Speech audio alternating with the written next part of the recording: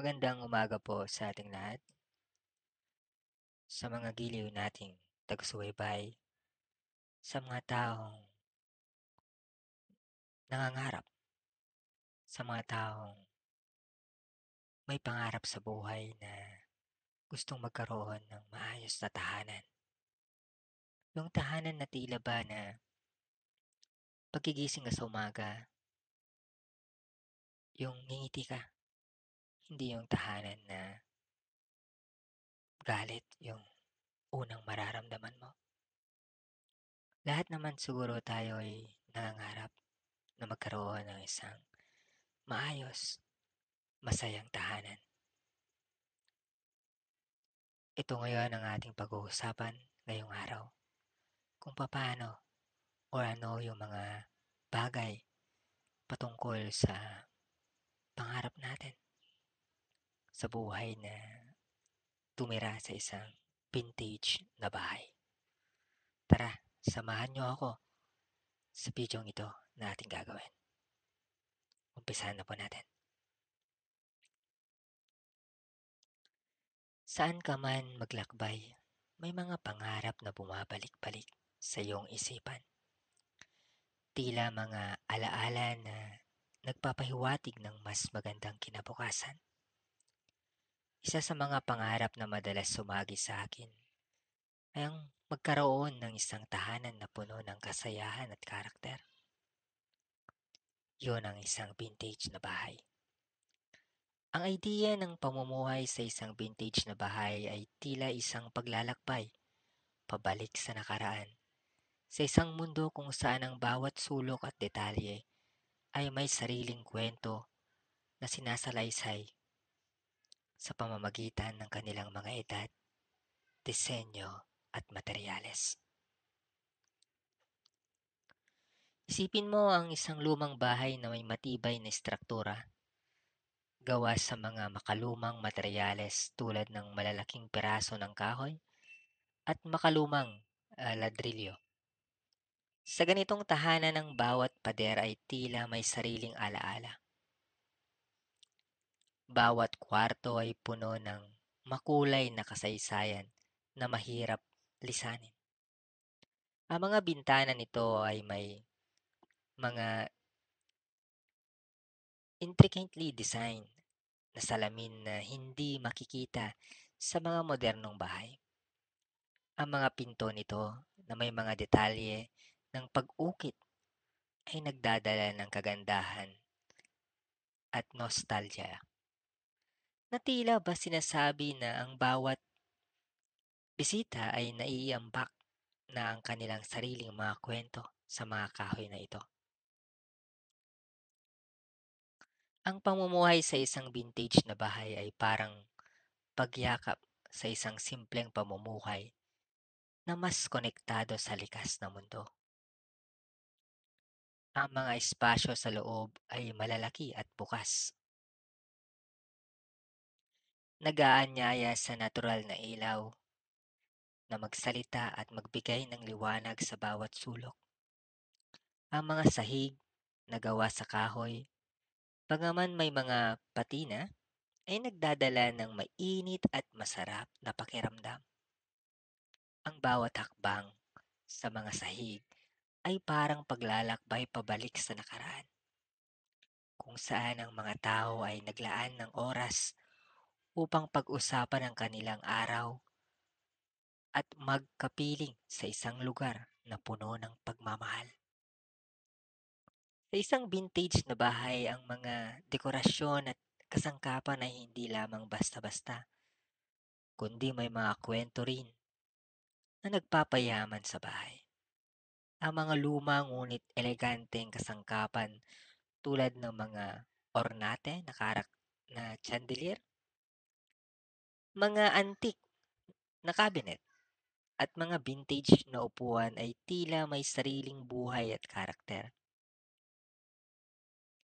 Ang mga ito ay may mga yaman na nagdadala ng kagandahan at dignidad sa bawat kwarto.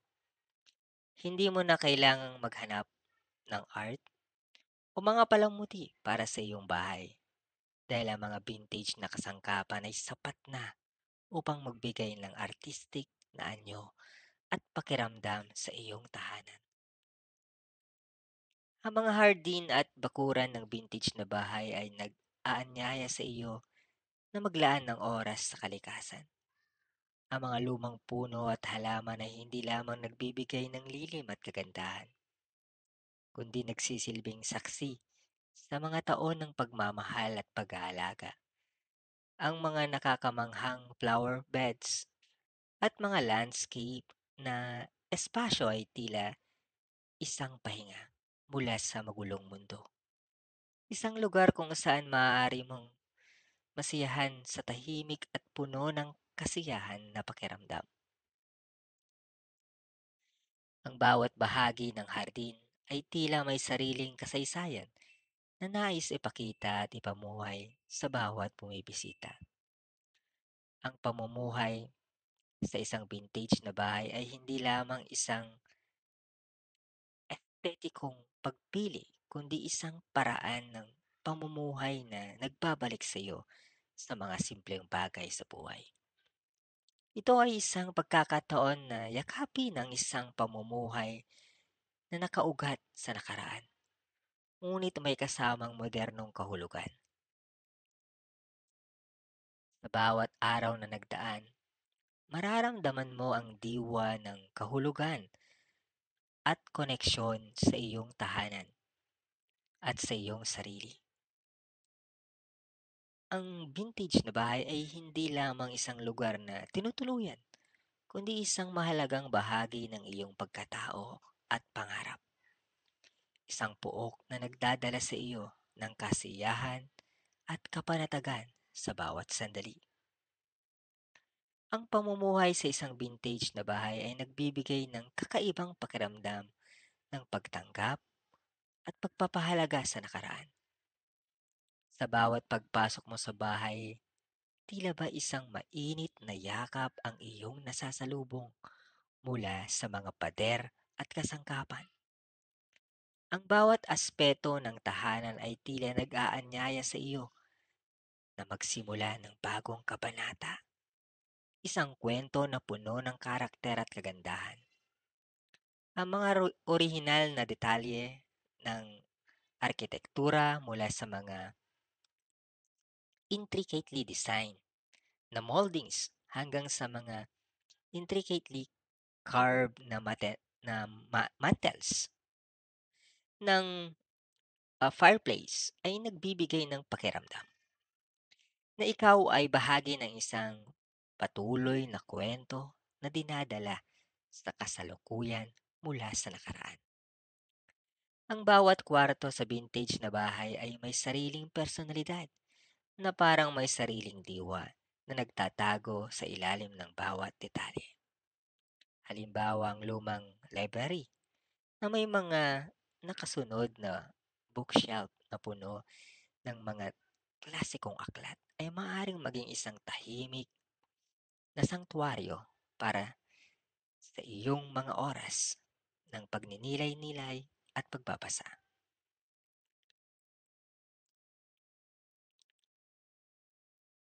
Ang vintage na bahay ay hindi lamang tahanan, kundi isang kasangkapan na nagbibigay diin sa halaga ng koneksyon at pagkakaisa sa pagitan ng mga taong naninirahan dito.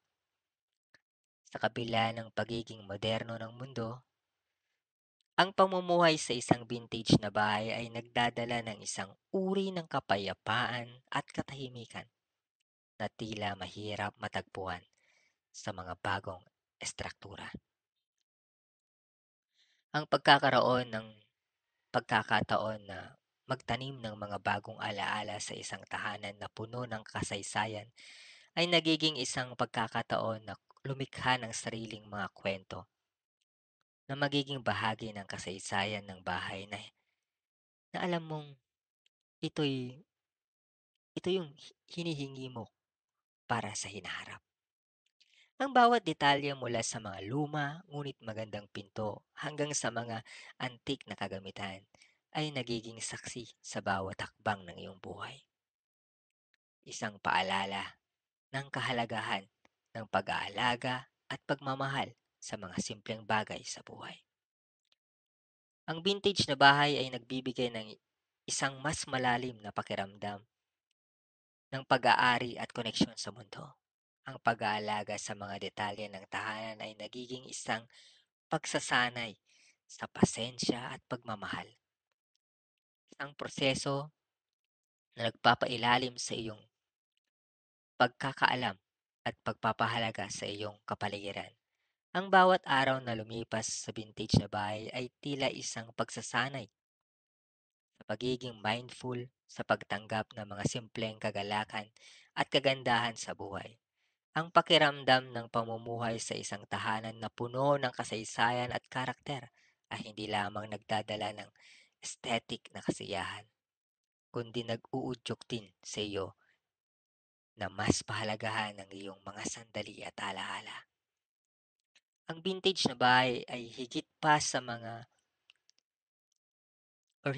sa isang pook na tinutuluyan. Ito ay isang pamumuhay na puno ng sining, kasaysayan at puso.